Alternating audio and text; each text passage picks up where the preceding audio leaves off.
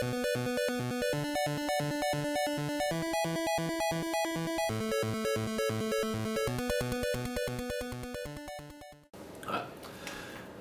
audience, and welcome to the show. Today we have amazing things for you in the form of news. And if Bruce Willis, money, and global warming doesn't get your blood boiling, then what are you, some kind of android or something? Always sneaking into our country, stealing our jobs, and then destroying the Golden Gate Bridge? And if that wasn't bad enough, Buddy. you decide to start voting for the same candidate that everybody else votes. What? Calm down. I don't think they're robots. No, they're androids. Whatever. Mind if I take this first You know bit? what? Yeah, go ahead. I feel like I need to cool down anyway. First up is a story containing drama, suspense, a yearning for revenge, family morals. Oh, and did I mention it stars Bruce Willis? This isn't a Hollywood play to bring moviegoers back to the theaters for the classic American action flick. This is the real-life showdown between Willis and multi-million-dollar corporation Apple. Turns out, Bruce is taking Apple to court after reading that his music library, which he has spent years cultivating and amassing, is only technically on loan from Apple, and the moment he dies, his iTunes account becomes theirs again. Mr. Willis is trying to make sure that when the bucket moment comes, he can leave hit songs from Foghat and Oxygen Supply to his Nicki Minaj loving kids to cultivate them in the folk songs of a bygone era. I don't know about you, but I don't want to have to worry about losing my entire music library at any given moment. Well, let me tell you, son, I've got 99 problems. But a greedy, money-hungry, music-hoarding conglomeration hell-bent on taking everything that I've bought with my blood, sweat, and tears ain't one. Feeling better now? Only slightly. Only slightly. Hey, Austin! Why, yes, David. Do you know what would get me to feel better real soon? A prepaid holiday weekend to Las Vegas where you can surround yourself with ladies willing to do anything that gives you stories that stay in Vegas? What? No. Digital tabletop gaming. Why would you think that? What's wrong with you? I'm sorry. Yeah, you better be.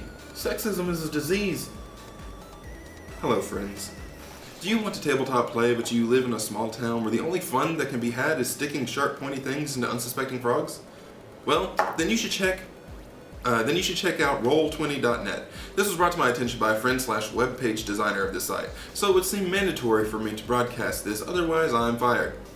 Most online digital tabletop gaming has been clunky or downright ugly to look at, but this one looks to be quite enjoyable. It has a Skype-based setup, allowing everybody to talk in a group using webcams, while showing the map and movements on the main screen.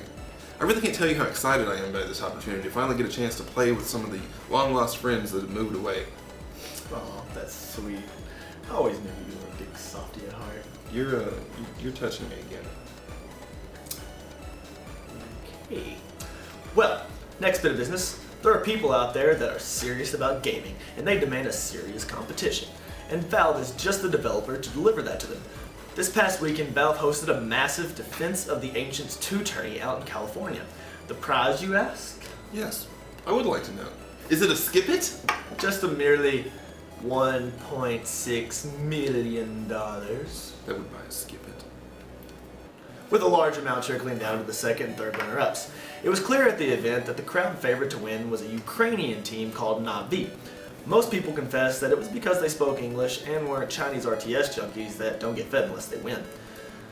Na'vi did make it to the final round, only to be thwarted by a group of, wait for the build-up, Chinese RTS junkies! They go by the group name EAG. There's always next year, right? Or you could just wait for the League of Legends tourney later and try to score $5 million. The all-time record prize for a competition. That's a lot of money. You know what I'd do with that much money? Oh no, I'm not falling for this trap again. That's right, Austin. I'd buy art. Art by Erica Iris, because it's gamer related. The art that I'm talking about is made out of old school Nintendo controllers, where the picture is made out of the coil of cord wrapped to form gaming icon pictures. So far I've seen things like Mario, Link, Pac-Man, and a Goomba. All these things are laced with nostalgia, and I think just a tweak of PCP, which is why I cannot get enough. And now she is selling her pieces too for the low price of, you guessed it, Austin, $2,000 a picture. But don't worry, if you don't have enough money for the picture, I'm sure you can steal a bathroom mini soap as a souvenir instead. Man, all this news today is getting me hot. I mean, my hands are sweating. I don't think that's the news. I think that's just global warming. Which is a good thing, it turns out.